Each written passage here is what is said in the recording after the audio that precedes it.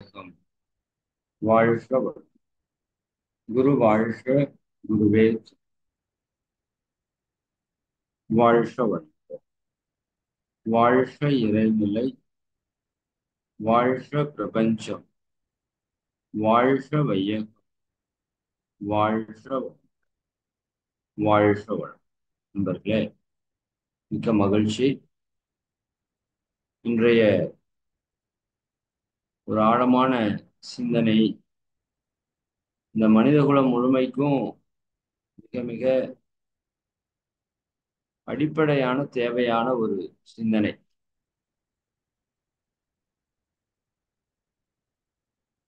அதாவது, இன்னைக்கு மனித குலத்தில் இருக்கிற அத்தனை துன்பங்களுக்குமே அடிப்படை காரணம்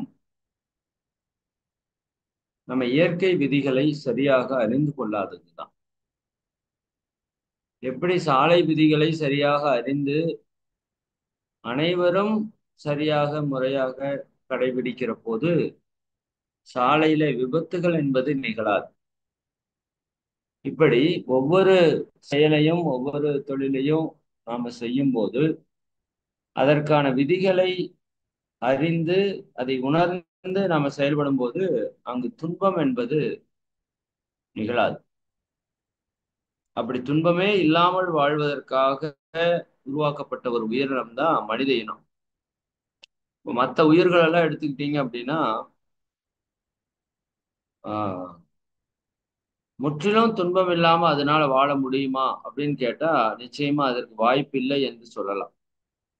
ஏன்னா இயற்கையில வரக்கூடிய துன்பங்களை அது ஆக்சுவலா தானா துன்பத்தை உருவாக்காது. பட் இயற்கையில சில துன்பங்கள் வரும்போது அதை ஏற்றுக்கொண்டுதான் ஆகணும், இல்லையா? நான் பலமுறை உங்களுக்கு சொல்லியிருக்கேன், இயற்கையில ஒரு ஆற்றை ஒரு உயிரினம் கடக்குது அப்படின்னா கூட்டமாக அதுல சிலது அடிபட்டு செல்வது அல்லது சிலது பிற உயிர்களால் உண்ணப்படுவது, இல்லையா? அல்லது வேட்டையாடி உண்ணப்படுவது, இதெல்லாம் அதற்கான ஒரு விதிக்கப்பட்டது என்று சொல்லலாம். அதை அவங்களால மாற்ற முடியாது. இயற்கை சீற்றங்கள்ல வரக்கூடிய துன்பங்கள். அப்போ இது எல்லாவற்றையும் மாற்றி அமைக்கக்கூடிய ஆற்றல் இருக்கிற ஒரே உயிரினம் மனுஷன்தான். இந்த இடத்த நம்ம நல்லா புரியணும். அப்போ மனிதனுக்கு என்ன சிறப்புனா எந்த அட எந்த இடத்துலையும் துன்பமே வராத அளவிற்கு வாழ்வதற்கான வாய்ப்பு மனிதனுக்கு மட்டுமே கொடுக்கப்பட்டிருக்குது இயற்கையில. நீங்க நல்லா யோசித்து பாருங்களேன், மனிதன் எதற்காவது துன்பப்பட்டே ஆகணுமா அப்படின்னா அப்படி இல்லை.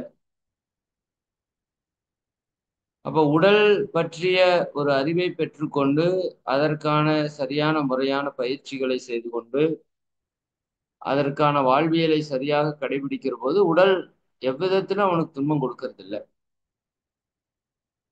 அப்ப இந்த உடலை பற்றிய அறியாமையில இந்த உடலுக்கு தேவையான செயல்களை செய்யாத போது அல்லது அந்த உடலுக்கு தவறான தீங்கான செயல்களை செய்கிற போது விளைவு துன்பமாக வருகிறது.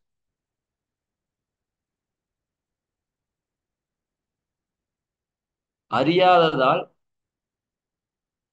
அல்லது அறிந்தும் அலட்சியம் செய்வதால் மனிதனுக்கு ஏற்படக்கூடிய துன்பங்கள் தான் அனைத்துமே. அதே போல மனதை பற்றி அறியாதது, இந்த சமுதாய அமைப்பை பற்றிய ஒரு அறியாமை, இந்த பிரபஞ்ச இயற்கையை பற்றிய அறியாமை, இறையாற்றலுடைய செயல்பாடு பற்றிய அறியாமை, இந்த அறியாமைகள் எல்லாம் தான் மனித வாழ்க்கையில துன்பமா வருது. அப்ப இந்த துன்பங்களை எல்லாம் போக்கிக் கொள்வதற்கான அறிவை பெருக்கிக் கொள்றதுக்கு தான் நமக்கு ஆறாவது அறிவு கொடுக்கப்பட்டிருக்கு. சிந்தித்து யோசித்து கற்றுக்கொண்டு இந்த வாழ்க்கையை பற்றிய அறிவை பெருக்கிக் கொண்டு இந்த வாழ்வை மகிழ்வாக அமைதியாக ஆனந்தமாக வாழ்வதற்கு தான் இந்த வாழ்க்கையானது கொடுக்கப்பட்டிருக்கு. அப்போ இது தெரியாததால துன்பம் வருது. அப்போ மனித வாழ்க்கை 100% மகிழ்ச்சியாக வாழ்வதற்காக கொடுக்கப்பட்டது. அந்த வாழ்க்கையில இன்னைக்கு இவ்வளவு துன்பங்களை நாம சந்திச்சுட்டு இருக்கிறோம்னா இந்த இயற்கையோட விதிகளை நம்ம அறியாமல் விட்டதுதான் காரணம், இல்லையா? ஒரு வாகனத்தை நீங்க இயக்கணும்னா அதை பற்றிய அறிவோட நம்ம அதை செயல்ல ஈடுபடும். அதில் அனுபவம் இருந்து ஈடுபடும் போது, அதை பற்றி அறிவோடு ஈடுபடும் போது அது எல்லோருக்குமே எளிதுதான். அதை தெரியாம அல்லது அனுபவம் இல்லாம அந்த செயலை செய்யும் போது அங்க துன்பம். இதுதான் வாழ்க்கைக்கும் பொருந்தும். அப்ப மகரிஷி என்ன சொல்றாங்க, இந்த இயற்கையில பல்வேறு நீதிகள் இருக்கு. அந்த நியதிகள்ல ஒரு மிக உயர்ந்த நியதி அப்படிங்கிறது செயலுக்கு விளைவு. சரிங்களா? செயலிலே விளைவாக தெய்வ ஒழுங்கமைப்பு இருக்க, மகரிஷி சொல்றாங்க, செயலிலே விளைவாக தெய்வ ஒழுங்கு அமைப்பு இருக்க. தெய்வ ஒழுங்கு அமைப்பு எப்படி இருக்குது? செயலிலே விளைவாக இருக்குது. ஒவ்வொரு செயல்லையும் இந்த செயல் செய்யும் போதே அதற்கான விளைவும் இருக்குது அதுக்குள்ள, இல்லையா? அப்படி செயலிலே விளைவாக ஒவ்வொரு செயலிலும் செயலுக்குள்ள ஒரு விளைவு இருக்குது. இயற்கையாவே அந்த விளைவு அதனோடு இணைந்து இருக்கு. ஒரு பொருளை வாங்கினா அதற்கான ஒரு தொகை நிர்ணயம் அப்படிங்கிறது ஒண்ணு இருக்குல்ல, சரிங்களா? அது இயற்கையே அது கூட இணைஞ்சிருக்குது. ஒவ்வொரு பொருளிலையும் ஒவ்வொரு தன்மை இணைஞ்சிருப்பது போல, ஒரு மல்லிகைப்பூ எடுக்கிறோம்னா அதுல வாசனை இணைந்திருக்கிறது, ஒரு சூரியன்ல ஒளி இணைந்திருக்கிறது. இப்படி ஒவ்வொரு செயலுக்குள்ளாமே ஒரு விளைவு இணைந்தே இருக்குது, இயல்புலயே இணைந்து இருக்கு. அப்போ மனிதன் என்ன பண்றான் அப்படின்னா, அவன் இறைவனை வேண்டுறான். என்னன்னு? எனக்கு துன்பம் வரக்கூடாதுன்னு. ஆனா அவன் செய்யற செயல் தவறா இருக்குது. அப்ப செயலிலே விளைவாக தெய்வ ஒழுங்கமைப்பு இருக்க பயன் என்ன? மகரிஷி கேட்கிறார். அப்படி ஒவ்வொரு செயல்லையும் விளைவா தெய்வ ஒழுங்கமைப்பு இருக்கிறப்ப பயன் என்ன? தவறிழைத்து பரமனை பின் வேண்டுவதால் எந்த பயனும் இல்லை. நீ தப்பு செஞ்சுட்டு இறைவன்கிட்ட போய் இறைவா எனக்கு துன்பம் கொடுத்துறாத அப்படின்னு கேட்கறது எப்படி இருக்குது அப்படின்னா, இப்போ ஆஹ், ஒரு கல்லை தூக்கி மேல வீசிட்டீங்க, உங்க தலைக்கு நேரா மேல வீசுறீங்க, நீங்களே வீசுறீங்க. வீசியாச்சு. வீசினதுக்கு அப்புறம் சாமி கும்பிடுறீங்க, இறைவா இந்த கல் என் தலையில வந்து விழக்கூடாது அப்படின்னு, இல்லையா? ஒரு செல்போனை கையில வச்சிருக்கிறோம், அதை தண்ணிக்குள்ள போடுறோம், செயல் செய்யறோம், தண்ணிக்குள்ள போடுறோம். ஆனா கேட்கிறோம், இறைவா இந்த செல்போன் தண்ணியால பாதிக்கப்படக்கூடாதுன்னு கேட்கிறோம். ஒரு நெருப்பு இருக்குது, அதுல போய் கையை வைக்கிறோம், வச்சுட்டு இறைவா இது என்னை சுடக்கூடாதுன்னு கேட்கிறோம். இது எவ்வளவு ஒரு ஒரு பைத்தியகாரத்தனம் அல்லது முட்டாள்தனம்னு நமக்கே தெரியுது, இல்லையா? ஏப்பா, ஒரு நெருப்பு இருக்குதுன்னு தெரியுது, அது சுடும்னு உனக்கு தெரியும், அப்ப அதுல போய் கையை வச்சுட்டு இறைவா என்னை சுடக்கூடாது அப்படின்னு சொன்னா அது எந்த விதத்துலப்பா இறைவன் நிறைவேற்றி கொடுப்பார்? நெருப்பாக இருப்பதும் இறைவன் தான், நல்லா புரிஞ்சுக்கோ. சரிங்களா? நெருப்புங்கிற தன்மையா இருக்கிறது இறைவன் தான். அப்ப நெருப்புல கை வச்சா சுடும் அப்படிங்கிறது இயற்கை நியதி.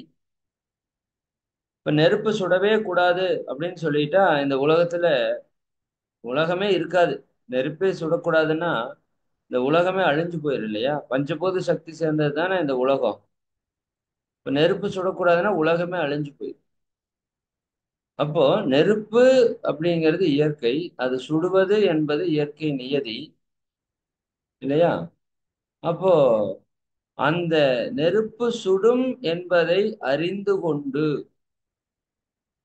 அதை எந்த விதத்திலே பயன்படுத்தினால் எனக்கு நன்மை செய்யும் என்பதை உணர்ந்து தெரிந்து அதை அந்த விதத்திலே பயன்படுத்தி கொள்ளணும், இல்லையா? நெருப்பு இல்லாம உணவு சமைக்க முடியாது, சரிங்களா? நெருப்பு இல்லாம ஒரு தண்ணீரை சூடு செய்ய முடியாது. இப்படி பல்வேறு விதங்கள்ல அந்த நெருப்பு நமக்கு பயன்படுது. அப்போ அந்த நெருப்பு தவறல்ல, அது சுடுவதும் தவறல்ல. ஆனால் அதை எப்படி பயன்படுத்த வேண்டும் என்ற அறிவோடு நம்ம பயன்படுத்தினா அந்த நெருப்பு நமக்கு நன்மையை கொடுக்கும். அந்த பயன்படுத்துற அறிவு இல்லை அப்படின்னா நெருப்பு நமக்கு துன்பத்தை கொடுக்கும். அப்ப நெருப்பை தொட்டால் சுடும் என்பது இயற்கை நியதி. இதுதான் ஒரு செயலில விளைவு. நெருப்பை போய் தொட்டீங்கன்னா, ஒரு செயல் செஞ்சீங்கன்னா விளைவு சுடும். மதுரிஷி அடிக்கடி சொல்லுவாங்க, கையை தட்டுனீங்கன்னா சத்தம் வரும். கையை தட்டிட்டு சத்தம் வரக்கூடாது அப்படின்னா எப்படி? வாய்ப்பே இல்லையே. சரிங்களா? கரண்ட்ல ஏதாவது ஒயர்ல கையை வச்சுட்டு ஷாக் அடிக்க கூடாதுன்னு சொல்றது எப்படி இருக்குது? ஷாக் அடிக்க கூடாதுன்னா நீ முதல்ல தொடக்கூடாது. சரிங்களா? தொட்டா ஷாக் அடிக்கத்தான் செய்யும். இது கரண்டோட இயல்பு. இப்படி ஒவ்வொரு செயலுக்குள்ளேயும் விளைவு என்பது அந்த இறை ஆற்றலே விளைவாக, செயலிலே விளைவாக தெய்வ ஒழுங்கமைப்பு இருக்கிறது. அதனால எந்த பயனும் இல்லை. நாம் ஒரு தவறை செய்துட்டு தவறு பயன் என்ன? தவறிழைத்து பரமனை பின் வேண்டுவதால், இறைவனை வேண்டுவதால எல்லளவு பயன் இல்லை. ஏன்னா இறைவனே தான் அந்த துன்பத்தை கொடுக்கிறான். இறைவனே தான் துன்பமாக வருகிறான். ரெண்டே வரிதான் இந்த கவி. இன்னைக்கு ரெண்டு கவி நம்ம டெஃபினேஷன் பார்க்க போற விளக்கம் பார்க்கிறோம். அதுல ஒரு கவிக்கு ரெண்டு வரி தான். இந்த ரெண்டு வரி தான் கவியே. செயலிலே விளைவாக தெய்வ ஒழுங்கமைப்பு இருக்க பயனென்ன தவறிழைத்து பரமனை பின் வேண்டுவதால். சரிங்களா? அப்போ ஒவ்வொரு செயல் செய்யும் போதும் செயலுக்கு முன்னாடியே நாம அவேர்னஸா இருக்கணும். செயல் செய்யறதுக்கு முன்னாடியே விழிப்பு நிலையோடு இருக்கணும். அதுக்கு தான் அறிவு. சரிங்களா? இந்த ஆறாவது அறிவு எதுக்காக கொடுக்கப்பட்டிருக்குது? விழிப்பு நிலையோடு இருப்பதற்கு. இந்த சொல் சொன்னா என்ன விளைவு வரும், இந்த எண்ணத்தை எண்ணுனா என்ன விளைவு வரும், இந்த செயலை செய்தால் என்ன விளைவு வரும். எண்ணுவதும் ஒரு செயல்தான், பேசுவது சொல்வதும் ஒரு செயல்தான், மற்ற எல்லா செயல்களும் செயல்தான். செயல்ங்கிற ஒரு வார்த்தைக்குள்ள அத்தனை மனித இயக்கமும் அடங்கும். அப்ப நீங்க இந்த சொல்ல சொன்னோம்னா என்ன விளைவு வரும் என்பதை யூகித்து சிந்திச்சு அந்த சொல்லணும். ஆனா நாம அப்படி சொல்றது இல்ல. வாயில வந்ததெல்லாம் சொல்றோம், நம்ம சிந்திக்கிறது இல்ல. அப்ப அதனுடைய விளைவு, நல்ல சொல்லிட்டீங்கன்னா ஓகே, தப்பில்லை. பட் தீய சொல்லும் போது அதனுடைய விளைவு துன்பமா வருது. அதுக்கப்புறம் ஐயோ துன்பம் வந்துருச்சு அப்படின்னு நினைக்கிறதால பிரயோஜனம் இல்லை. இது இறைவனாலே அதை ஒண்ணும் பண்ண முடியாதுன்னு மகரிஷி தீர்க்கமா சொல்றாங்க, ஸ்ட்ராங்கா சொல்றாங்க. சரிங்களா? அதே போல ஒரு செயல் நம்ம செய்ய போறோம் அப்படின்னா அதனோட விளைவு என்ன வரும்னு யோசிச்சு செய்யணும். எந்த செயல் செஞ்சாலும் சரி. சரிங்களா? அப்போ விளைவு நல்லதா வரும்னு தெரியிற விஷயத்த செய்யலாம். விளைவு துன்பமா வரும்னு செய்யற விஷயத்த செய்ய வேண்டாம். இல்ல நான் செய்வேன்னு போய் செஞ்சீங்கன்னா துன்பம் வர்ற விளைவுக்கு துன்பம் தான் வரும். நீங்க அத்தனை சாமியும் வேண்டிட்டு அத்தனை கோயிலுக்கும் போயிட்டு வந்துட்டு அத்தனை மதத்தினுடைய சடங்கு சம்பிரதாயத்தையும் பண்ணிட்டு, சரிங்களா, நெருப்புல போய் கை வச்சா சுடும். முள்ளுல போய் கால் வச்சா குத்தும்.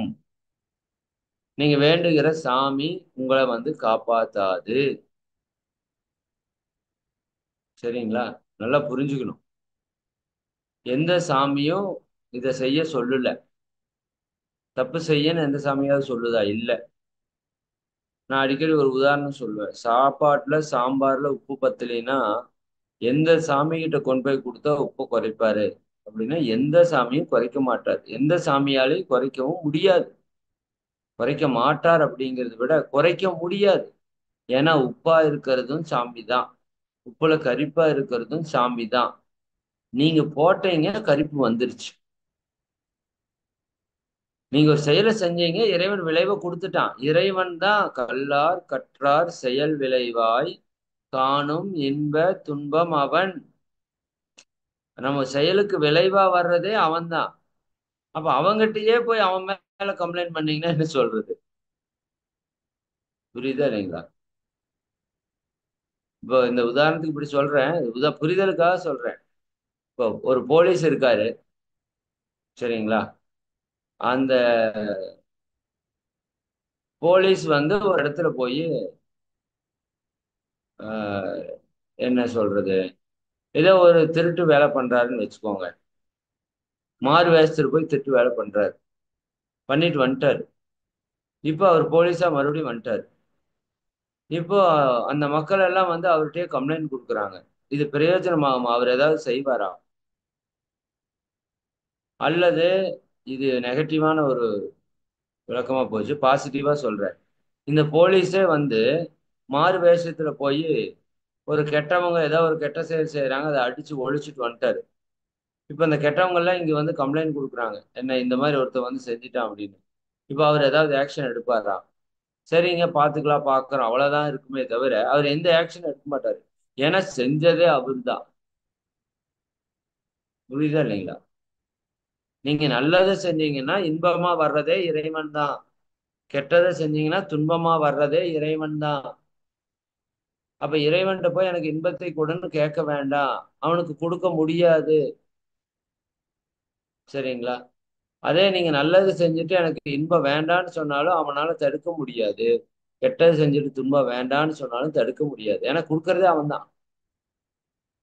அப்போ நமக்கு என்ன வேணும்? துன்பம் இல்லாம வாழணும்னு நினைக்கிறோம். அப்ப என்ன வேணும்? என்ன சொல் சொன்னா, என்ன செயல் செஞ்சா, என்ன எண்ணத்தை எண்ணுனா எனக்கு நன்மை வருமோ அதை மட்டும் என்ன நினைக்கணும், சொல்லணும், செய்யணும். எதெல்லாம் செஞ்சா துன்பம் வருமோ அதை நினைக்க கூடாது, சொல்லக்கூடாது, செய்யக்கூடாது. செஞ்சா துன்பம் வரும். 1000 தடவை செஞ்சுட்டு 1001வது தடவை செஞ்சாலும் துன்பம் வரும். 1000 தடவை செஞ்சதால துன்பம் குறையாது. சாப்பிட்றத எடுத்துக்கோங்க. சரியா? 4 இட்லி சாப்பிட்டா நல்லது, நல்லா தெரியுது. 5வது இட்லிக்குள்ள துன்பம் இருக்குது உங்களுக்கு பொறுத்த வரைக்கும். சரிங்களா? அப்ப 5வது இட்லி சாப்பிட்டா வயிறு முடையா இருக்குது, கஷ்டப்படுது, வயிறு பொறுமலா இருக்குது அப்படின்னா நம்ம தான் யோசிக்கணும். இப்ப 5வது இட்லி சாப்பிட்டா இத்தனை நாள் நமக்கு எப்படி அனுபவம் வந்திருக்குது? வயிறு கஷ்டப்படும். ஆனா மனசுக்கு கொஞ்சம் சங்கடமா தான் இருக்குது. ஐயோ, இட்லி கம்மியா சாப்பிட்றோமே, டேஸ்டா இருக்குது அப்படின்னு தோணுது. பட் விளைவு என்ன வருது? துன்பம் வருதுன்னா நம்ம 4வது இட்லியோட ஸ்டாப் பண்ணிட்டோம்னா நம்ம ஞானின்னு அர்த்தம். 5வது இட்லிக்கு போய் மறுபடியும் துன்பத்தை அனுபவிச்சோம்னா நம்ம அஞ்ஞானி என்று அர்த்தம். சரிங்களா? நம்ம கிட்ட ஞானம் இல்லைன்னு அர்த்தம். அப்போ ஒவ்வொரு மனுஷனும் இந்த இந்த உண்மையை புரிஞ்சுக்கணும். சரிங்களா? அப்ப 5வது இட்லிக்குள்ள துன்பம் இருக்குது, அந்த இட்லிக்குள்ள விளைவா இருக்குது. 4 இட்லி வரைக்கும் இன்பமா தான் இருந்தது. 5வது இட்லியில துன்பம்ங்கிற விளைவு, அந்த செயலுக்குள்ள துன்பம்ங்கிற விளைவு இருக்குதுன்னா அந்த செயலை செய்யாம இருக்கிறது தான் நல்லது. சாப்பிட்டு போய் சாமி கிட்ட கும்பிட்டு வயிற்று வலி வந்துருச்சு, அது வந்துருச்சு, இது வந்துருச்சு, சரிங்களா, பிரயோஜனம் இல்லை. காலையில நேரத்துல எந்திரிச்சு பச்சை தண்ணியில் குளிச்சா உடம்புல பித்தம் போயிடும், நோய் வராது. இது இயற்கையோட நியதி. ஒரு செயல் செய்யறீங்க, காலையில 5 6 மணிக்கு முன்னாடி எந்திரிச்சு பச்சை தண்ணியில குளிச்சிட்டீங்க, உங்க உடம்புல இருக்கிற பித்தம் எல்லாம் வெளியே போயிருச்சு. அது என்ன வெயில் காலமா இருந்தாலும் உங்க உடம்புல பெரிய நோய் வராது. இல்லையா? இல்ல அது செய்யல, 8 மணிக்கு எதிர்த்து சுடுதண்ணீர் குளிச்சீங்கன்னா உடம்புல நோய் வரத்தான் செய்யும். சரிங்களா? அப்ப ஒவ்வொரு செயலை செய்யும் போதும் இந்த செயல் தனக்கோ பிறருக்கோ தற்காலத்திலோ பிற்காலத்திலோ உடலிற்கோ மனதிற்கோ நன்மை தருமா என்று பார்க்கணும். நன்மை தந்தா செய்யணும், தீமை தரும்னா விட்டுறணும். சரிங்களா? இதுக்கு நமக்கு தவம் வேணும், தற்சோதனை வேணும். இந்த ரெண்டு இருந்தாதான் இந்த இரட்டை வரியை நம்ம ஃபாலோ பண்ண முடியும். சரி, அப்ப செயலிலே விளைவாக தெய்வ ஒழுங்கமைப்பு இருக்கிறது அப்படிங்கிறது முதல் புரிஞ்சுக்கணும். எந்த செயல் செஞ்சாலும், இப்ப நீங்க ஒரு செயல் செஞ்சுட்டு இருக்கீங்க, இந்த கிளாஸ் வந்து அட்டன் பண்ணிட்டு இருக்கீங்க, இந்த செயலுக்கு ஒரு விளைவு இருக்குது. இதுல இந்த உண்மையை நீங்க தெரிஞ்சுக்கிறீங்க, காதின் மூலமாக கேட்டு உண்மையை தெரிந்து கொள்கிறீர்கள். இப்ப நாளைக்கு நீங்க சாப்பிட்றப்ப இந்த உரை உங்களுக்கு ஞாபகத்துக்கு வரும். சரிங்களா? கண்டிப்பா ஞாபகத்துக்கு வரும். அப்ப நீங்க சாப்பிடும்போது உங்களுக்கு ஒரு விளைவு என்ன வருங்கிறத சிந்திப்பீங்க நீங்க. சரிங்களா? இனி ஒவ்வொரு செயலுக்கும் இந்த உரையினுடைய ஒரு சிறு தன்மையாவது உங்களுக்கு ஞாபகத்துக்கு வரும். நீங்களா உட்கார்ந்து சிந்திச்சிட்டீங்கன்னா எப்பவுமே ஞாபகத்துல இருக்கும். சரியா? அப்போ செயலிலே விளைவாக தெய்வ ஒழுங்கமைப்பு இருக்க பயன் என்ன தவறிழைத்து பரமனை பின் வேண்டுவதால் எந்த பயனும் இல்லை. தப்பு செஞ்சுட்டு கடவுளை வேண்டதால எந்த பயனும் இல்லை. நல்லா புரிஞ்சுக்கிட்டா சரி. சரிங்களா? தப்பு உப்ப தின்னவன் தண்ணி குடிப்பான், அவ்வளவுதான். வினை விதைத்தவன் வினை அறுப்பான், திணை விதைத்தவன் திணை அறுப்பான். சரிங்களா? நெருப்பு இல்லாமல் புகையாது. புகையுதுன்னா அங்க நெருப்பு இருக்குதுன்னு அர்த்தம். சரிங்களா? தன் வினை தன்னை சுடும். ஆமா, பிறருக்கு இன்னா முற்பகல் செய்யின் தமக்கு இன்னா பிற்பகல் தாமே வரும். ஒண்ணும் பண்ண முடியாது. சரிங்களா? அவ்வளவுதான். இதை நம்ம புரிஞ்சுக்கணும். இன்னொரு கவி என்ன சொல்றாருன்னா முகரிஷி, தப்பு கணக்கிட்டு தானொன்றை எதிர்பார்த்தால், நம்ம நிறைய தப்பு தப்பா கணக்கு போடுறோம். நம்ம வாழ்க்கையில இது இப்படி நடக்கணும், அது அப்படி நடக்கணும், இவங்க இப்படி நடந்துக்கணும், அவங்க அப்படி நடந்துக்கணும், நான் நினைச்சதெல்லாம் நடக்கணும், நான் வேண்டாங்கிறதெல்லாம் நடக்கக்கூடாது, இப்படியே நம்ம யோசிக்கிறோம். தப்பு தப்பா கணக்கு போடுறோம். எதுக்கு தப்பா? இயற்கைக்கு தப்பா கணக்கு போடுறோம். சரி, இப்ப வெயில் அடிக்குது, வெயில் கொளுத்தி எடுக்குது இப்போ, இல்லையா? சரிங்களா? இப்ப என்னடா இப்படி வெயில் அடிக்குதே அப்படின்னு நினைச்சா என்னத்துக்கு ஆகும்? இது இயற்கையோட சிஸ்டம். சரிங்களா? இப்படி வெயில் கொளுத்துதே நினைச்சு கஷ்டப்பட்டா அது யாரோட அறியாமை? நம்மளோட அறியாமை. நாம் என்ன எதிர்பார்க்கிறோம்? வெளியில கிளம்பி போறோம், வெயில அடிக்க கூடாதுன்னு எதிர்பார்க்கிறோம், அது கொளுத்தி எடுக்குது. சரிங்களா? இது வெயில் காலம் ஆரம்பிச்சிருச்சு இப்போ. மார்ச் 22 ஆயிப்போச்சு. இப்ப வெயில் காலம்னா வெயில் கொளுத்தத்தான் செய்யும். கொஞ்சம் முன்ன பின்ன எச்சு கம்மி இருக்கலாம். சரிங்களா? குளிர்காலத்துல குளிர் அடிக்கத்தான் செய்யும். இது பூமி அந்த விதத்துல சுத்துது. 23 டிகிரி சாஞ்சு சுத்துறதுனால பருவகால மாற்றம் வரத்தான் செய்யும். சரிங்களா? இப்ப வெயில் அடிக்கிற வெயில் தான் அத்தனையும் ஆவியாகி மேகமாகி மழையா பொழியுது. வெயிலே அடிக்க வேண்டாம்னா ஊருப்பட்ட பிரச்சனை வந்துடும் இந்த உலகத்துல. இந்த வெயில் காலத்துலதான் எல்லா கிருமிகளும் அழிக்கப்படும். உங்க உடம்புல இருந்து வியர்வை நிறைய வெளியே போகும். அப்ப உடல் கழிவுகள் எல்லாம் ஆட்டோமேட்டிக்கா வெளியே போகும். உங்க கிட்னியில இருக்கிற சுமை குறைக்கப்படும். தோல் மூலமாக கிருமி வெளியேறதுனால, வியர்வை மூலமா வெளியேறதுனால கிட்னி சேஃப் ஆகும். உங்க உடம்புக்குள்ள இருக்கிற கழிவெல்லாம் வெளியேறும். உடம்புல நீர்ச்சத்து நிறைய உள்ள சேரும். உடல் தன்னை சுத்தப்படுத்தி கொள்ளும். புரியுதா இல்லைங்களா? அப்போ இந்த வெயில் காலம் என்பது அருமையான விஷயம். ஒவ்வொரு காலமே அருமையான விஷயம்தான். இயற்கையில பாருங்க, மற்ற உயிர்கள் எல்லாம் அப்படியே தானே இருக்கு. ஒரு மரம் இந்த வெயில் அப்படியே தான் நிக்குது. சரிங்களா? அந்த மழையில அப்படியே தான் நிக்குது. அந்த குளிர்ல அப்படியே தான் நிக்குது. இல்லையா? அது எல்லா சூழலையும் ஏற்றுக்கொள்ளுது. அது ஆரோக்கியமா இருக்குது. மற்ற உயிரினங்களும் பாருங்க, பெருசா வீடு கட்டி போய் உள்ள வாழ்றதுங்கிறது இல்ல. இயற்கையோட இயற்கையா இருக்குது. ஒரு குருவி பாருங்க, மழையில நனையுது, பனியில இருக்குது, வெயில்ல அலையுது, சுத்துது. அதுக்கு ஒண்ணும் பெரிய நோய் வர்றதில்ல. அப்போ நாம தப்பு தப்பா கால்குலேட் பண்றோம் நம்ம லைஃப்ல. ஏன்னா, முன்னாடி சொன்னது இயற்கையுடைய சிஸ்டம் நமக்கு தெரியல. நாம வேற எதையோ எதிர்பார்க்கிறோம். இல்லையா? நமக்கு குறிப்பா வீட்டுல வாழ்க்கை துணை அல்லது பெற்றோரு, குழந்தைகள், மாமனார், மாமியார் இவங்கள வச்சுக்கோங்களேன். இவங்க கிட்ட ஒவ்வொருத்தவங்க கிட்டயும் நம்ம எதிர்பார்க்கிறோம். இவங்க இப்படித்தான் நடந்துக்கணும், அவங்க அப்படித்தான் நடந்துக்கணும்னு. ஆனா விளைவு எப்படி இருக்குது? தப்பா இருக்குது. மாறி இருக்குது. அவங்களோட செயல்பாடு மாறி இருக்கு. இல்லையா? அவங்க நம்ம நினைக்கிற மாதிரியே நடக்கிறாங்க இல்லையே. அவங்க அவங்களோட சிஸ்டம் படி நடக்கிறாங்க.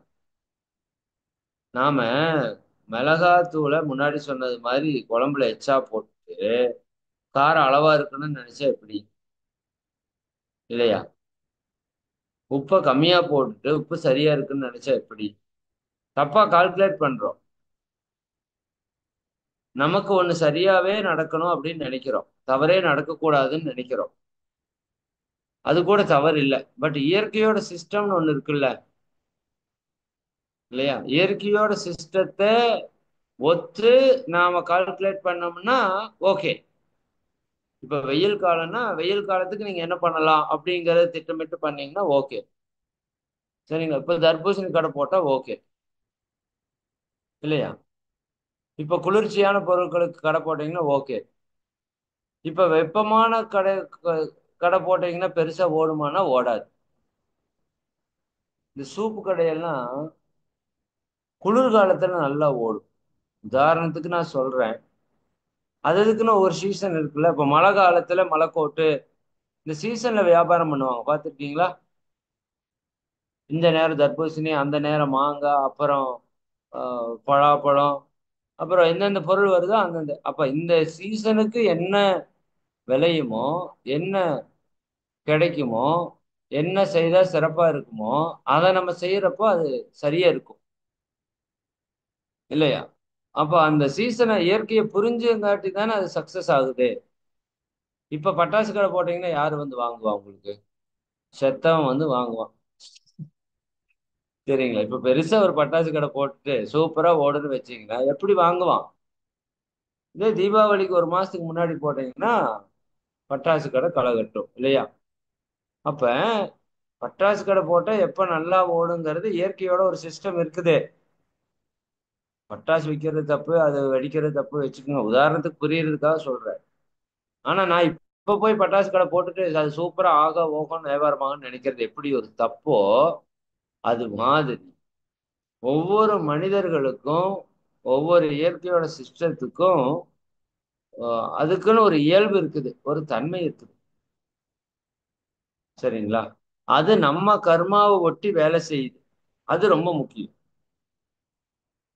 சரிங்களா? ஒரே நபர் தான். பட் அந்த நபர் ஒவ்வொருத்தர்கிட்ட ஒவ்வொரு மாதிரி நடந்துக்கிறார். நீங்க யோசிச்சு பாருங்க. நாம எல்லாத்துக்கிட்டையும் ஒரே மாதிரி நடந்துக்கிறது இல்ல. இல்லையா? ஒவ்வொருத்தங்கிட்ட ஒவ்வொரு மாதிரி நடந்துக்கிறோம். அதுக்கு என்ன காரணம் அப்படின்னா, அவங்க கர்மா எப்படி இருக்குதோ அதுக்கு தகுந்த மாதிரி தான் நீங்க அவங்க கிட்ட நடந்துக்க முடியும். அதே மாதிரி நம்ம கர்மா எப்படி இருக்குதோ அதுக்கு தகுந்த மாதிரி தான் அவங்க நம்ம கிட்ட நடந்துக்க முடியும். அப்ப நம்ம கர்மா தான் அவங்கள இந்த மாதிரி இயக்க வைக்குது.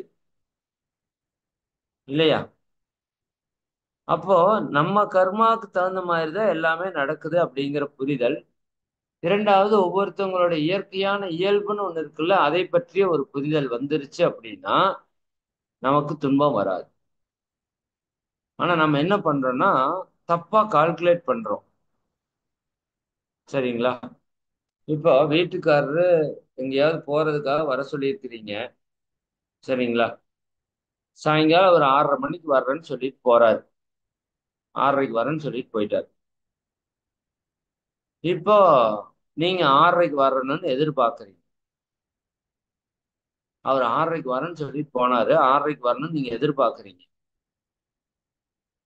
இப்ப நீங்க எப்படி நினைக்கணும் அப்படின்னு மகரிஷி சொல்றாங்கன்னா, இப்ப இதுக்கு முன்னாடி அவர் பல முறை உங்களுக்கு கல்யாணம் பண்ணி ஃபர்ஸ்ட் டைம் சொல்லிட்டு போறாருன்னா இது பரவாயில்ல. சரிங்களா? நீங்க 6:30க்கு வரணும்னு அவர் எதிர்பார்க்கறது பரவாயில்ல. பட் இப்ப கல்யாணம் ஆகி 10 வருஷம் ஆச்சு.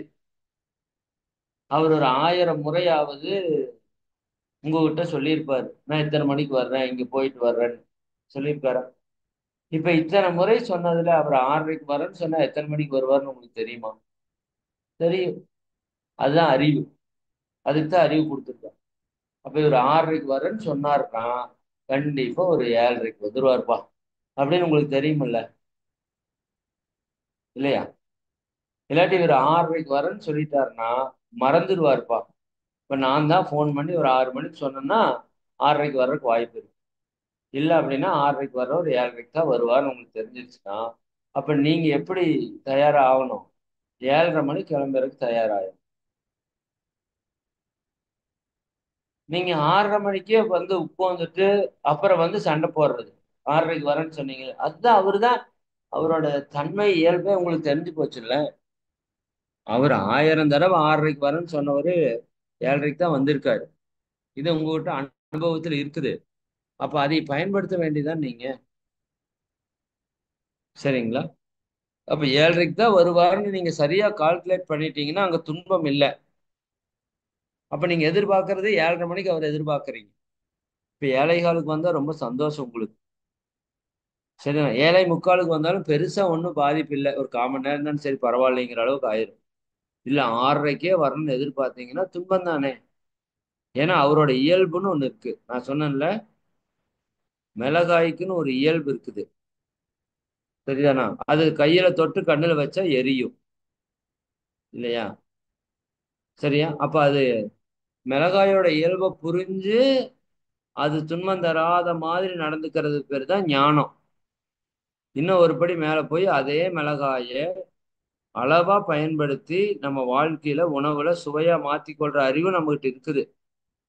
எந்த கரண்ட் ஷாக் அடிக்குதோ அதே கரண்ட்டை வீடு முழுக்க ஒயர்ல கொடுத்து இப்ப ஃபேன் ஓடுது, இப்ப ஜூம்ல கிளாஸ் அட்டன் பண்றோம். ஷாக் அடிச்சு உயிரே போகுது, ஆமா. பட் அதுதானே வீடு முழுக்க வச்சிருக்கிறீங்க. அது இல்லாட்டி இன்னைக்கு வாழ முடியுமா? அப்போ கரண்ட் துன்பத்தை கொடுக்குதுங்கிறது முழுமையான உண்மை அல்ல. கரண்ட் தப்பா பயன்படுத்தினா துன்பத்தை கொடுக்குது. இப்படி நம்ம உலகத்துல வாழ்க்கையில எல்லா நபர்களும் பொருட்களும் தப்பா பயன்படுத்தினாதான் துன்பத்தை கொடுப்பாங்க. அப்ப நம்ம கால்குலேஷன் கரெக்டா இருக்கணும். நம்ம ராங் கால்குலேஷன் பண்ணிடுறோம். சரிங்களா? இங்க பணம் கொடுத்தா இத்தனை வட்டி கொடுக்குறான், இங்க பணம் கொடுத்தா மாசம் மாசம் இத்தனை வருது. இல்லையா? அப்ப அதுல கொண்டு போய் பணத்தை போடுறது. அப்புறம் அது எல்லாத்தையும் இழுத்து சாத்திட்டு போயிடுவான். தப்பு கணக்கிட்டு தானொன்றை எதிர்பார்த்தால் ஒப்புமோ இயற்கை விதி. நீங்க நினைக்கிறதுக்கெல்லாம் இயற்கை விதி ஒத்துட்டு போகுமா? சரி, மதன்குமார் அங்க போய் பணம் போட்டாரு, நீ அந்த இடத்த வந்து திவாலாக கூடக்கூடாது அப்படின்னு சொல்லி இறைவன் வந்து உங்களை வந்து காப்பாத்துவானா? புரியுதா நீங்க? நல்லதை செஞ்சீங்கன்னா காப்பாத்துவான், கெட்டதை செஞ்சா அடி உழுவுத்தான் செய்யும். அப்ப நல்லதா கெட்டதான்னு சிந்திச்சு நம்ம தான் செயலுக்கு போகணும். அப்ப ஒப்புமோ இயற்கை விதி? ஒப்பாது. அப்ப என்ன இருக்குது? ஒழுங்கமைப்பிற்கு ஒத்தபடி, இயற்கையோட ஒழுங்கமைப்பிற்கு ஒத்தபடி அப்போதைக்கு அப்போது அளிக்கும் சரி விளைவு. இயற்கையோட ஒழுங்கமைப்புக்கு ஒத்தபடி அப்பத்துக்கு அப்பவே சரியான விளைவை கொடுத்து விடும். நல்லா புரியணும். ரெண்டு கவி ஒரே விஷயத்த சொல்லுது. இயற்கையோட ஒழுங்கமைப்புன்னு ஒண்ணு இருக்குல்லங்க.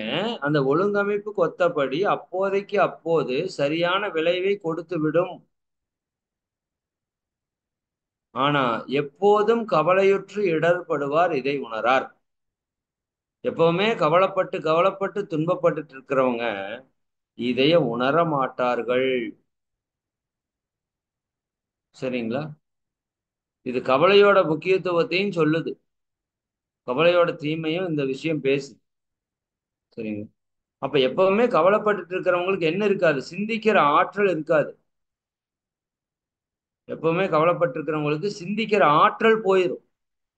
அப்ப அவங்க என்ன பண்ணுவாங்க? துன்பப்பட்டு கொண்டே இருப்பார்கள். இதை உணர முடியாது அவங்களால. இயற்கையோட ஒழுங்கமைப்பினாலதான் இந்த விஷயம் நடந்தது அப்படிங்கிறத உணரணும்னா நீங்க கவலை கடந்து அறிவு நிலையில தெளிவா இருப்பவர்களாக இருக்க வேண்டும். அப்பதான் இதை உணர முடியும்னு மகிழ்ச்சி சொல்றாங்க. அப்ப நாம எந்த ஒரு விஷயத்தை செய்தாலும் கரெக்டா கணக்கு போடணும். ஆனா நமக்கு கரெக்டா கணக்கு போட தெரியாது. இதுதான் உண்மை. எப்படி சார் அப்படி சொல்றீங்கன்னா எல்லாமே நம்ம கர்மாவுக்கு தகுந்த மாதிரி நடக்குது இல்லையா? ஒவ்வொரு செயலும் நம்ம கர்மாவுக்கு தகுந்த மாதிரி நடக்குது. அப்போ அந்த கர்மால என்ன இருக்குதுன்னு எல்லாம் முழுசா உங்களுக்கு தெரிஞ்சாதான் நீங்க முழுசா கரெக்டா கணக்கு போட முடியும். இல்லையா? எங்க அப்பா எவ்வளவு கடன் வாங்கி வச்சிருக்காரு, எவ்வளவு சொத்து சேர்த்து வச்சிருக்காருன்னு தெளிவா தெரிஞ்சாதான் நான் அடுத்த செயல் என்னங்கிறத சரியா சொல்ல முடியும். ஆனா எனக்கு தெரியல எங்க அப்பா எவ்வளவு சொத்து சேர்த்து வச்சிருக்காருன்னு தெரியல. யார்கிட்ட கடன் வாங்கி வச்சிருக்காருன்னு தெரியல. எவ்வளவு கடன்காரன் வருவான்னு தெரியல. எவ்வளவு சொத்து சேர்த்து எங்கெங்க வச்சிருக்கிறவனால எவன் வந்து கொடுப்பான்னு எனக்கு தெரியல. எங்க அப்பா ஒரு பிசினஸ் பண்றாருங்க. அதுல நிறைய எங்க அப்பா கிட்ட வெளியில பணம் கொடுக்க வேண்டியது இருக்குது. எங்க அப்பா கொடுக்க வேண்டியது இருக்குது, எங்க அப்பா கொடுக்க வேண்டியது இருக்குது. சரிங்களா? இப்ப திடீர்னு ஒருத்தர் வந்து இந்தாப்பா நான் உங்க அப்பாவுக்கு ஒரு 5 லட்ச ரூபா கொடுக்கணும்ப்பா, இந்தா வச்சுக்கோன்னு கொடுக்குறாரு. நான் வாங்கிக்கிறேன். அதுக்கு அடுத்து ஒருத்தர் வர்றாரு, உங்க அப்பா எனக்கு 6 லட்ச ரூபா கொடுக்கணும்ப்பா கொடுப்பான்னு கேட்கிறாரு. சரிங்களா? அப்ப எனக்கு இதுல ஒண்ணுமே தெரியல. யாருகிட்ட கொடுத்திருக்காரு, எவ்வளவு வாங்கியிருக்காருன்னு தெரியல. இப்ப என்னோட வாழ்க்கை எப்படி இருக்கும்? ஒரு கன்ஃபியூஸ்டு ஸ்டேட் தான். அது மாதிரி நம்ம கர்மால எத்தனை கர்மா இருக்குன்னே தெரியல நமக்கு. எத்தனை நல்ல கர்மா பண்ணி வச்சிருக்காங்கன்னு தெரியல. எத்தனை கெட்ட கர்மா பண்ணி வச்சிருக்காங்கன்னு தெரியல. எத்தனை ஜென்மமா வர்றோம் இல்லையா? அப்ப எனக்குள்ள எத்தனை கர்மா இருக்குன்னு எனக்கு தெரியல. அதனாலதான் கிருஷ்ண பரமாத்மா சொல்லிட்டாரு, செயலை செய், பலனை எதிர்பார்க்காது. ஒரே வேலை முடிஞ்சுது. நீ கால்குலேட்டே பண்ணாதப்பா, நல்ல செயலை செஞ்சுட்டு போயிட்டே இரு. சிலர் நல்ல செயல் செய்யறதுக்கும் கெட்ட விளைவு வருது பாக்குறோம் நம்ம. நல்லதுதான் செய்யறதுக்கு போவாரு, ஆனா விளைவு துன்பமா வருது. சிலது கெட்ட செயல் செய்யறாரு, விளைவு அவருக்கு நல்லாதான் வருது. புரியுதுங்களா? அப்ப இதுக்கு மகரிஷி பாவ புண்ணிய கணக்கு ஒன்று சொல்லுவாங்க. இப்ப நல்லதா செய்யறவரு முன்னாடி ஜென்மத்துல கெட்டதா செஞ்சிருப்பாருப்பா. முன்னாடி தாத்தனோ பாட்டனோ பூட்டனோ ஏதோ ஒரு விஷயத்துல கெட்டது செஞ்சு வச்சிருப்பாங்க. அந்த கெட்டது இப்ப விளைவுக்கு வருது. சரி, இவர் செய்யற நல்லது அந்த நல்லதை விட அந்த கெட்டது ஆதிக்கம் கொண்டதா இருக்குது. அதனால இவர் கஷ்டப்படத்தான் வேணும். சரிங்களா? பட் இவர் கஷ்டப்படுறதால இவரு தப்பா போறாருங்கிறது இல்ல. இவர் அந்த கடனை எல்லாம் கட்டுறாரு. இப்ப எங்க அப்பா ஒரு இடத்துல ஒரு 50 லட்ச ரூபா கடன் வாங்கிட்டார் அப்படின்னா, இப்ப பையன் கட்டுறோம் அப்படின்னா அந்த கடன் எல்லாம் கட்டிட்டு இருக்கீங்கன்னு அர்த்தம். இது 50 லட்சம் முடிஞ்சோடனே கடன் முடிஞ்சிருச்சு.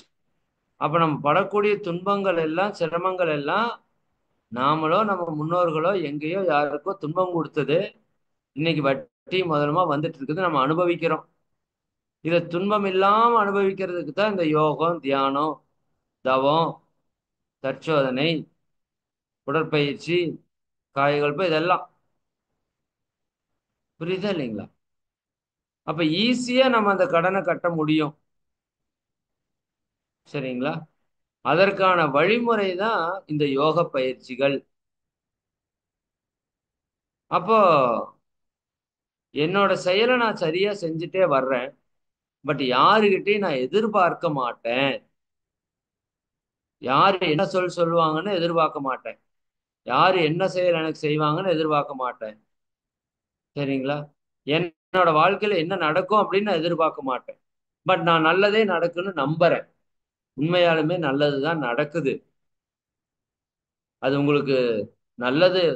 அதாவது நீங்க ஒரு இட்லி சாப்பிடுறீங்க, உங்களுக்கு அது சந்தோஷத்தை கொடுக்குது அப்படின்னாலும் அது நல்லதுதான். இல்ல அந்த இட்லி வாமிட்டா வெளியே வருதுனாலும் நல்லதுதான். ஏன்? உங்க உடம்பு கெட்டதை உள்ள வைக்காது, நல்லதை உள்ள வச்சுக்கும். அப்ப வாந்தி வருதுன்னா கெட்டதை வெளியே தள்ளுதுன்னு அர்த்தம். அப்படித்தானே? சரிங்களா? அப்போ உங்க வாழ்க்கையில நடக்கிறது நல்லது மட்டும்தான். இப்ப 4 இட்லி சாப்பிட்டா இன்பமா இருக்குது, 5 இட்லி சாப்பிட்டா துன்பமா இருக்குது. அப்ப துன்பமா நடக்கிறது கெட்டதா அப்படின்னு கேட்டா கெட்டது கிடையாது. அப்ப இறை ஆற்றல் நமக்கு ஒரு துன்பத்தை கொடுத்து உணர்த்துது. ஏய் தம்பி, 5 இட்லி சாப்பிடாத, உன்னோட வயிறுக்கு அது பொருந்தாது, இங்க இருக்கிற பையனோட அளவு சின்னதா இருக்குது. நான் இப்போ உனக்கு ஒரு வழியை கொடுக்குறேன், இது நீ கொஞ்ச நேரம் அனுபவி, கொஞ்ச நேரத்துல சரியாயிரும். இந்த வழி நாளைக்கு நீ சாப்பிடாம இருக்கிறதுக்காக நான் கொடுக்கிற ஒரு சிறு தண்டனை. அந்த தண்டனை எதுக்காக நான் கொடுக்குறேன்னா, உனக்கு துன்பம் கொடுக்கணும்னு எனக்கு ஒன்றும் விருப்பம் இல்லை. ஆனா நாளைக்கு நீ மறுபடியும் இந்த துன்பத்தை தவறை செய்யக்கூடாதுங்கிறதுக்காக கொடுக்குறேன். அப்ப வழி நல்லதா இல்லையா? வழி வரலைன்னா என்ன ஆகும்? 4 இட்லி 40 இட்லி ஆகி வயிறு வெடிச்சு செத்து போயிடும். உண்மையா இல்லையா? ஆக்சுவலா வலிக்கிற நோயை விட வலிக்காம இருக்கிற நோய் தான் கேன்சருக்கு அடிப்படைன்னு சொல்றாங்க. புரியுதா? அப்ப வலி நல்லது, வாந்தி நல்லது, பேதி நல்லதுங்கிற மாதிரி உங்க வாழ்க்கையில நடக்கிறது எல்லாமே நல்லதுதான். இன்பம் நல்லது, துன்பம் ரொம்ப ரொம்ப நல்லது. அப்ப நம்ம இன்பத்தை நல்லதா பார்க்கிறோம், துன்பத்தை கெட்டதா பார்க்கிறோம். ஆனா இன்பத்தை நல்லதா பார்க்கணும், துன்பத்தை மிக மிக நல்லதா பார்க்கணும். சரிங்களா? காய்ச்சல் வரல, சளி பிடிக்கல, உடல் துன்பம் வரல அப்படின்னா நீங்க உணவை சரி பண்ண மாட்டீங்க, உறக்கத்தை சரி பண்ண மாட்டீங்க, உடற்பயிற்சி செய்ய மாட்டீங்க. புரியுதா? நீங்க அதனால இன்னும் நீங்க பெரிய துன்பத்துக்கு ஆட்படுவீங்க. அப்ப இறைவன் பாருங்க, நமக்கு ஒரு துன்பத்தை கொடுத்துதான் வேதாத்திரி மகரிஷியோடய நம்மை கனெக்ட் பண்ணியிருப்பார். நீங்க எல்லாரும் பாருங்க. இல்லையா? ஒரு துன்பம் வரலைன்னா இப்படி ஒரு அமைப்பு இருக்குது, இப்படி ஒரு ஞானி இருக்கிறாரு, அதுல இவ்வளவு சிந்தனைகள் இருக்குது, என் வாழ்க்கையை பற்றி ஒண்ணுமே தெரியாம நான் வாழ்ந்துட்டு இருந்தேன், இப்ப இவ்வளவு தத்துவத்தை நான் தெரிஞ்சுக்கிறதுக்கான வாய்ப்பை யாரு கொடுத்தா? உங்க முன்னோர்கள்ல யாரோ செய்த கர்மா, அல்லது நீங்கள் இந்த உடலிலே செய்த நல்ல வினை. இல்லையா? அந்த வினை தான் இன்னைக்கு இப்படி ஒரு குருவை உங்களுக்கு அறிமுகப்படுத்தி உங்களுக்கு இவ்வளவு பெரிய நல்ல விஷயத்தை கொடுத்துட்டு இருக்குது. சரிங்களா? அப்ப நம்ம ரொம்ப ரொம்ப புண்ணியசாலிகள் தான், அதுல மாற்று கருத்து இல்லை. ஆனால் என்னோட வாழ்க்கையில என்ன எப்ப நடக்கும்னு யாருக்கும் தெரியாது. யாருக்கும் தெரியாது. சரிங்களா? அது நீங்க புரிஞ்சுக்கணும். அப்ப தப்பு தப்பா கால்குலேட் பண்ணி அதுல போய் ஏன் போய் துன்பப்படணும்? அப்ப இயற்கையோட ஒழுங்கமைப்பு படிதான் அது சரியாதான் நடக்குது. அப்ப என்ன வந்தாலும் ஏற்றுக்கொள்கிறேங்கிற ஒரு மனப்பான்மை வேணும். இல்லாட்டி நான் நினைக்கிற மாதிரி நீங்க நினைச்சு பழகிக்கணும். நாம நினைக்கிறது நடந்தா நல்லது, நம்ம நினைக்காதது நடந்தா ரொம்ப ரொம்ப நல்லது அப்படின்னு நான் சொல்லுவேன்.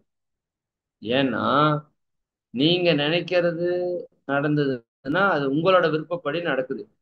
நீங்க நினைக்காதது நடக்குதுன்னா அது இறைவனோட விருப்பப்படி நடக்குது.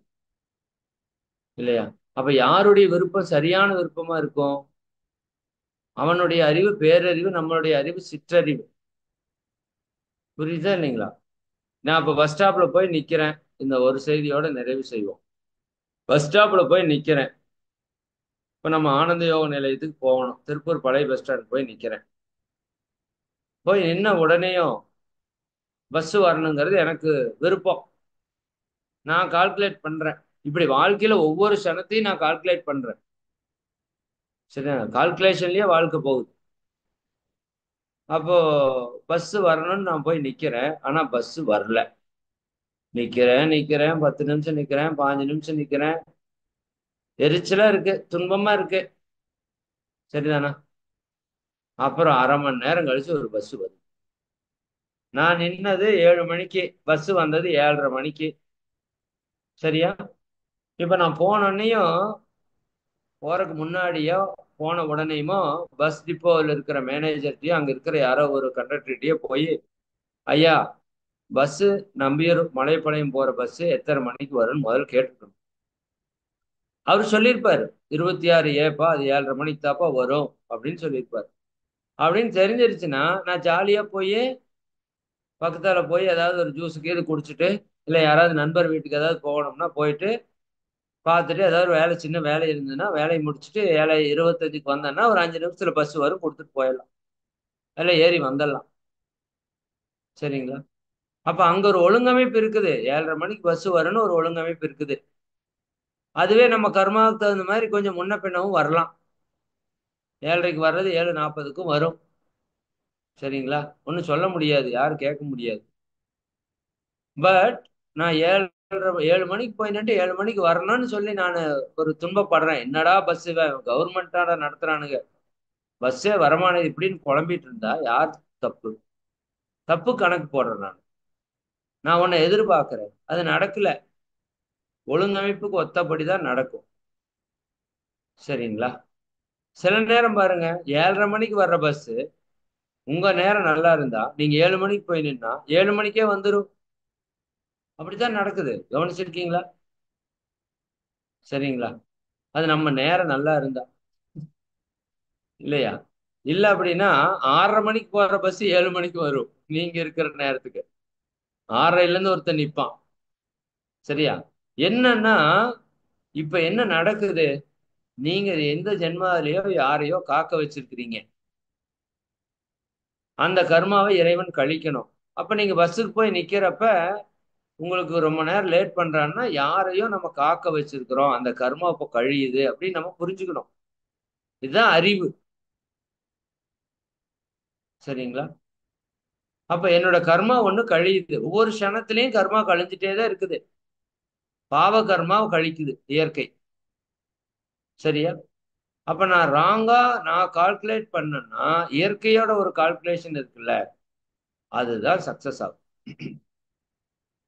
சரிங்களா? அப்ப என்ன பண்ண வேண்டாம்? அப்போ நாம புதுசா ஒன்ன கால்குலேட் பண்ண வேண்டாம். அப்போ நான் 7 மணிக்கு பஸ் வருதுன்னு நினைச்சு நாங்க போறேன்.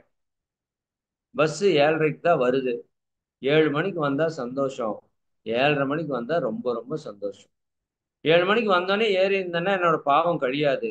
இப்ப அரை மணி நேரம் நான் அங்க நின்றுட்டு இருந்தேனா, சரியா? அதனால என்னோட பாவம் ஒண்ணு கழிஞ்சுது. இல்லைன்னா பாருங்க, அந்த பஸ் எங்காவது போய் பஞ்சர் ஆகி நிற்கும். நீங்க கவனிச்சிருக்கீங்களா? சரி, என்னோட வீட்டுல கூட போன வாரம் கோயம்புத்தூர் போயிட்டு வந்துட்டு ஒரு பஸ் பஞ்சர் ஆகி நின்று போய் அடுத்த பஸ்ல ஏறி வந்தாங்க நாங்க. சரிங்களா? அப்போ என்னன்னா பிரேக் டவுன் இது ஆயிப்போச்சு. அப்போ இந்த பஸ்ல போனா உங்களுக்கு ஏதாவது டிஸ்டர்ப் ஆகும் அப்படின்னு தெரிஞ்சதுன்னா இயற்கை அடுத்த பஸ்ல உங்களை அனுப்பும். இல்ல உங்க கர்மா மோசமா இருந்ததுன்னா அதே பஸ்ல ஏற்றி அனுப்பும். கர்மா மோசம்னா பாவ கர்மா இருந்தா நீங்க அந்த பஸ்ல ஏறி போய் நடுத்தருவில் நின்று ஒரு 1 மணி நேரம் அங்கேயும் இங்கேயும் அலைஞ்சு அப்புறம் ஏதோ ஒரு பஸ்ல தொத்திட்டு வருவீங்க. உங்க கர்மா நல்லதா இருந்தா அதுக்கு முந்தின ஒரு பஸ்ல போயிருப்பீங்க. நம்ம கர்மா புண்ணியமா இருந்தா அதுக்கு அடுத்த ஒரு பஸ்ல போயிருப்பீங்க. 5 நிமிஷம் முன்ன பின்னால பஸ் மாறிடும். புரியுதுங்களா? அப்ப எது நடந்தாலும் நம்ம லைஃப்ல நல்லது மட்டும்தாங்க நடக்குது. உண்மை அதுதான். ஒன்னா பாவம் கழியுது, இல்லாட்டி புண்ணியம் கழியுது. புண்ணியம் கழியிறது இன்பமா பாக்குறோம், பாவம் கழியிறது துன்பமா பாக்குறோம். சரியா? அப்ப கால்குலேட் பண்ண வேண்டாம். கால்குலேட் பண்ணா இப்படி கால்குலேட் பண்ணுங்க. நான் நினைச்சது நடந்தா சந்தோஷம், நான் நினைக்காத நடந்தா ரொம்ப ரொம்ப சந்தோஷம், நான் நினைச்சதுக்கு ஆப்போசிட்டா நடந்தா ரொம்ப ரொம்ப ரொம்ப ரொம்ப சந்தோஷம். ஏன்னா எது நடந்தா எனக்கு நல்லது அப்படிங்கிறது எனக்குள்ள இருக்கிற அந்த பேரறிவுக்கு, என்னை சுற்றி இருக்கிற அந்த இறையாற்றலான பேரறிவுக்கு தெரியும். அது எல்லாவற்றையும் சரியா தான் நடத்தும். அதனால நீங்க வாழ்க்கையில கவலைப்படுறதுக்கு ஒண்ணுமே இல்ல. எல்லாமே சிறப்பா சரியா இயங்கிட்டு இருக்குது. இப்ப நான் செய்யற வேலையை கரெக்டா ஒழுக்கமா செஞ்சுட்டு, எனக்கும் மத்தவங்களுக்கும் நல்லதை நினைச்சு, நல்லதை சொல்லி, நல்லதை செஞ்சு, இந்த பயிற்சியெல்லாம் நானும் செஞ்சு மத்தவங்களுக்கும் கொடுத்து, என்னால என்ன நல்லது செய்ய முடியுமோ செய்யறேன். யாருக்கும் நான் துன்பம் கொடுக்க மாட்டேன். எது வந்தாலும் நான் ஏற்றுக்கொள்கிறேன். சரிங்க. நீங்க இப்ப செய்யற புண்ணியத்துக்கானது நல்லதா தான் வரும். சில தவறுகள் நம்ம முற்பிறவியில செஞ்சதனுடைய விலை வந்தா கூட நான் ஏற்றுக்கொள்றேன். இனிமேல் நான் கவனமா இருக்கிறேன், விழிப்போடு இருக்கிறேன் அப்படின்னு ஒரு புரிதலுக்குள்ள வந்துட்டோம் அப்படின்னா நம்ம வாழ்க்கை சந்தோஷமா, மகிழ்ச்சியா, நிறைவா, ஆனந்தமா இந்த இறை உணர்வுக்கான ஒரு பாதையில செல்லும். ஒரு நாள் இந்த பிறவியில இறை உணர்வை பெற்றே தீரும். தப்பு கணக்கிட்டு தானொன்றை எதிர்பார்த்தால் ஒப்புமோ இயற்கை விதி ஒழுங்கமைப்பிற்கு ஒத்தபடி அப்போதைக்கு அப்போது அளிக்கும் சரி விளைவு எப்போதும் கவலையுற்று இடர்படுவார் இதை உணரார். அதனால கவலை மட்டும் வரவே கூடாது. கவலை இல்லைன்னா முயற்சி இருக்கும், சிந்தனை இருக்கும், நிச்சயமா ஜெயிச்சிடலாம். சரிங்களா? சரி, மிக்க மகிழ்ச்சி. அனைவருக்கும் நன்றி. இது கொஞ்சம் நல்ல சிந்தனையா வந்திருக்குன்னு நினைக்கிறேன். இதை நாம எல்லாரும் ஒண்ணுக்கு பல முறை அப்பப்ப போட்டு கேட்டோம் அப்படின்னா நம்ம வாழ்க்கையில எதிர்பார்க்கறது மாட்டோம். எதிர்பார்ப்பு போயிருச்சுன்னா ஏமாற்றம் போயிடும். ஏமாற்றம் போயிருச்சுன்னா உங்க வாழ்க்கையில துன்பமே போயிடும். அதனாலதான் சொல்றாரு விவேகானந்தர், யாரிடமிருந்தும் எதையும் எதிர்பார்க்காதே, சுதந்திரமானவனாக இரு. அடுத்தவங்ககிட்ட ஒண்ணு எதிர்பார்த்தீங்கன்னா நீ அடிமை ஆயிருவ. நீ அடிமை இல்லை. யாருகிட்டயும் இருந்து எதையும் எதிர்பார்க்காது. சரிதானே? என்ன வருதோ அதை ஏற்றுக்கொள். அந்த லெவல்ல நம்ம ஞான வாழ்க்கையை வாழணும். சரிங்களா? சரி, இந்த ரெண்டு கவி, குட்டி கவி 6 வரி ஞாபகம் பண்ணிக்கோங்க. அடிக்கடி சொல்லி பாருங்க. அடிக்கடி சொல்லி பார்த்தோம்னாவே நமக்கு புரிதல் வரும். ம். சரி, இந்த தெய்வீக நிகழ்வில கலந்து கொண்டுள்ள நீங்களும் உங்கள் அன்பு குடும்ப உறுப்பினர்கள் அனைவரும் அருட்பேராற்றல் கருணையினால் உடல் நலம், நீலாயுள், நிறை செல்வம், உயர் புகழ், மெஞ்ஞானம் ஓங்கி இறை உணர்வு, அறநெறி, கல்வி, தனம், தானியம், இளமை, வலிவு, துணிவு, நன்மக்கட்பேர், அறிவுயர்ந்தோர் நட்பு, அன்புடைமை, அகத்தவம், அழகு, புகழ், மனித மதிப்புணர்ந்து ஒழுகும் பண்பு, பொறையுடைமை எனும் பேறு 16ம் பெற்று பெருவாழ்வு வாழ்க. வாழ்க வளமுடன், வாழ்க வளமுடன், வாழ்க வளமுடன், வாழ்க வளமுடன். என்பதில் மிக்க மகிழ்ச்சி. ஒரே ஒரு அறிவிப்பு மட்டும். வருகின்ற வெள்ளிக்கிழமை 28ஆம் தேதி மகரிஷி அவர்களுடைய மகா சமாதி தினம். அந்த அன்னைக்கு மகரிஷி அவர்கள் இந்த பூத உடலை விடுத்து இந்த பிரபஞ்சத்தோடு தன்னை இணைத்து கொண்ட நாள். அப்ப அந்த நாள்ல அந்த குருவனுடைய ஆற்றல் நம்ம எல்லாரோடையும் இணைவதற்கான அவர் யாரெல்லாம் நினைக்கிறாங்களோ இல்லையா, அவங்க எல்லாருடைய உயிர்லையும் பெரிய ஒரு தாக்கத்தை ஏற்படுத்தி இணையக்கூடிய சக்தி கொண்ட நாளாக அந்த நாள் இருக்கும். நீங்க எப்ப கூப்பிட்டாலும் இறையாற்றல் இணையும் அப்படின்னா குருவாற்றல் இணைங்கிறது உண்மைதான். பட் அந்த நாள் பௌர்ணமினா எப்படி அது ஒரு பவர் இருக்கோ அது மாதிரி ஒவ்வொரு இயற்கையோட சிஸ்டத்துக்கும் ஒரு ஒரு சக்தி இருக்குது. அதுல மகரிஷி அவங்களோட மகா சமாதி தினத்துல நாம முழுக்க முழுக்க, நீங்க வாய்ப்பு இருக்கிறவங்க மௌனம் இருக்கணும். எல்லா ஆசிரியர்களுக்கும் நான் வேண்டுகோள் சொல்றேன். அந்த அன்னைக்கு நம்ம மகரிஷிக்காக அந்த ஒரு நாள் அர்ப்பணம் செய்யணும். அந்த அன்னைக்கு காலையில 9 மணிலிருந்து இரவு 9 மணி வரை நாம் ஒரு மௌனம் கடைபிடித்து, அதுல இப்ப ஒரு 20 அமைப்புகள்ல உலக அமைதிக்காக பேசுறதுக்கு வர்றாங்க. அந்த கருத்துக்களை எல்லாம் உள்வாங்கி நம்மளோட சிந்தனை முழுக்க முழுக்க உலக அமைதி, உலக அமைதி, உலக அமைதி, உலக அமைதி. அப்ப அதுக்கு என்ன? வாழ்க வையகம், வாழ்க வையகம். இந்த உலகம் அமைதியா இருக்கணும், உலக மக்கள் எல்லாரும் அமைதியா இருக்கணுங்கிற எண்ணத்தை அன்னைக்கு முழுக்க நம்ம வான்காந்தத்துல பதிய வைக்கணும். நல்லா தவம், அடிக்கடி தவம் பண்ணுவோம். அது 5-5 நிமிஷம் தவம் பண்ணி இந்த உலகத்தை வாழ்த்திட்டே இருக்கும். ஒரு சின்ன சிந்தனை உரை ஒரு அமைப்புல இருந்து பேசுவாங்க. இப்படி 20 ஆன்மீக அமைப்புகள்ல இருந்து பேசுறாங்க. இந்த வாய்ப்பை நீங்க நல்லா பயன்படுத்திக்கணும். குறிப்பா நம்ம ஆசிரியர்கள் அந்த 12 மணி நேரம் உள்ள இருக்கிறதுக்கு முயற்சி பண்ணணும். சரிங்களா? முடிஞ்ச வரைக்கும் மௌனமா இருக்கிறதுக்கு முயற்சி பண்ணணும். சரிங்களா? சரி, அதனால இந்த வாய்ப்பை பயன்படுத்திக்கோங்கன்னு சொல்லி நான் இந்த அறிவிப்பை நிறைவு செய்யறேன். அனைவருக்கும் நன்றி. நம்ம இந்த ப்ரொஜெக்டர் ஒன்று நம்மளோட ஆனந்த யோக நிலையத்துக்கு தேவையா இருக்குது, பயிற்சி நடத்துறதுக்கு. இப்போ நேரடி பயிற்சியெல்லாம் நடத்துறப்ப தேவையா இருக்குதுன்னு சொல்லியிருந்தோம். அதுக்கு சிலர் டொனேஷன் கொடுத்துருக்குறீங்க. குறைஞ்சது ஆளுக்கு ஒரு 250 ரூபா கொடுக்கலான்னு சொல்லி ஆசிரியர்கள் எல்லாரும் சேர்ந்து வாங்கி கொடுக்கலான்னு சொல்லி ஆசிரியர்ல திட்டமிட்டு பண்ணியிருக்கீங்க. ரொம்ப சந்தோஷம். அதுக்கு நன்கொடை கொடுத்தவங்க எல்லாருக்குமே ரொம்ப ரொம்ப நன்றி. சரிங்களா? நன்றியை தெரிவிச்சுக்கிறோம். மிக்க மகிழ்ச்சி. நிறைவு செய்து கொள்ளலாம். நாளைக்கு புதன்கிழமை